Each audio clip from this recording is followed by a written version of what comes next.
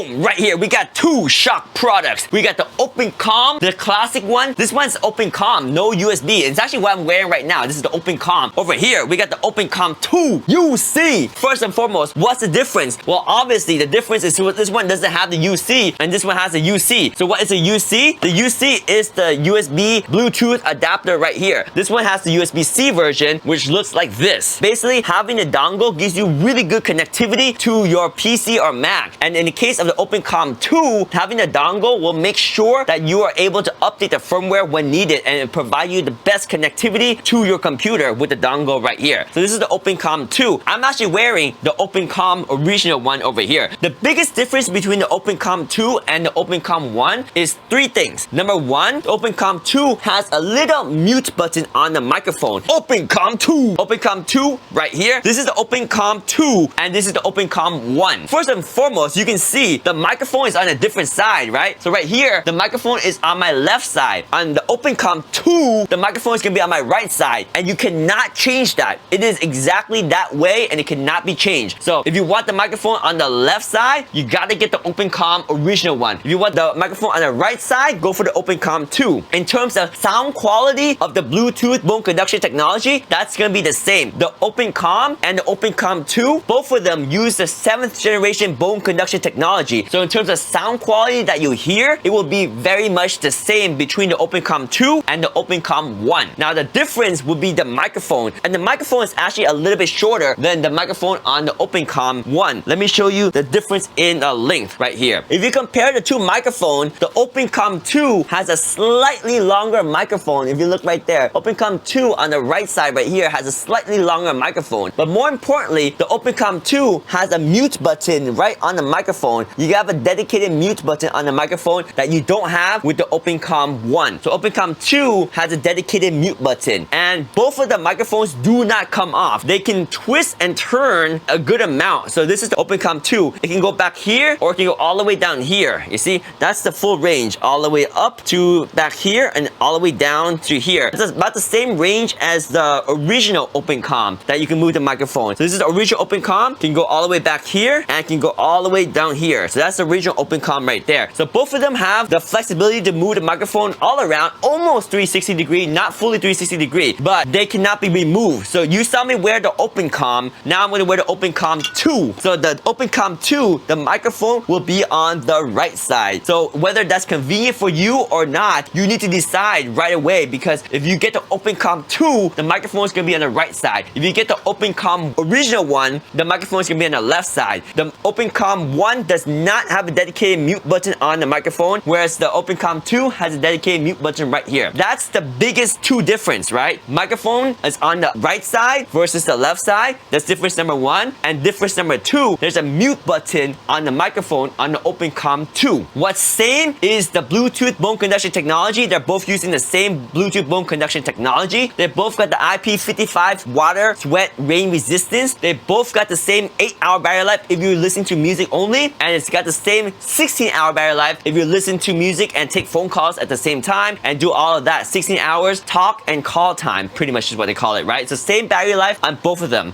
When using the OpenComm2 and connecting with the SHOKZ Loop 110, you'll be able to update the latest version of the firmware with the OpenComm2, whereas with the OpenComm, the firmware is not updatable as far as I know. So that's another difference, is firmware is upgradable on OpenComm2 and firmware is not upgradable on OpenComm original. OpenComm2 is Zoom certified, whereas OpenComm1 is not Zoom certified. Now technically, I've used both for Zoom and it works perfectly fine. This one just has a certification to work with Zoom, but this is what I've been using the OpenComm for years with Zoom and it works great. So that shouldn't be a factor unless you work for a big corporation and they need to see the Zoom certification, and in this case, the OpenComm2 has a Zoom certification, whereas OpenComm1 does not. The last thing is, as we mentioned before, the firmware is upgradable, right? So when you connect this to a PC or Mac, you can use the SHOKZ Connect app, which is a PC/Mac software allowing you to connect the OpenComm2 and update the firmware. So that's something that the OpenComm does not have. Those are the differences. The microphone being on the right side versus the left side. The microphone has a mute button on the OpenComm2, no mute button on the OpenComm1. Zoom certified on the OpenComm2, not Zoom certified on the OpenComm1, but still works fine for Zoom because I've used it for years and works great. great. You have the SHOKZ Connect with the OpenComm2. Now, if you want to use the SHOKZ Connect, you must have the Loop 110. And with the Loop 110, you can connect this thing to your PC or Mac and be able to update the firmware. Very cool, right? That's pretty much the differences. If you're asking about the sound quality, same sound quality, same 7th generation bone conduction technology. When you wear them, your ears can be open to the atmosphere. It uses the same technology to vibrate your cheekbones so you can hear the audio. Same 16-hour of talk time on both of these units. 5-minute quick charge give you 2 hours of battery life on both of these. They got the quick charge features and a full charge in just 1 hour for both of these. Same 8 hours if you listen to music and 16 hours of talk time. So these things are both great. Whether you go for SHOKZ OpenComm2 or SHOKZ OpenComm1, they're both really good. And if you connect it to PC or Mac, I highly recommend getting a dongle because that gives you the best connectivity to your PC or Mac and the most priority on the Bluetooth connectivity. So really good if you use a Bluetooth dongle. Whether it's the OpenComm2 or OpenComm1, get the dongle if you're using it on a PC or Mac because it just works a lot better. So there we go. That's the difference between the SHOKZ OpenComm and the SHOKZ OpenComm2 right there. Oh yeah.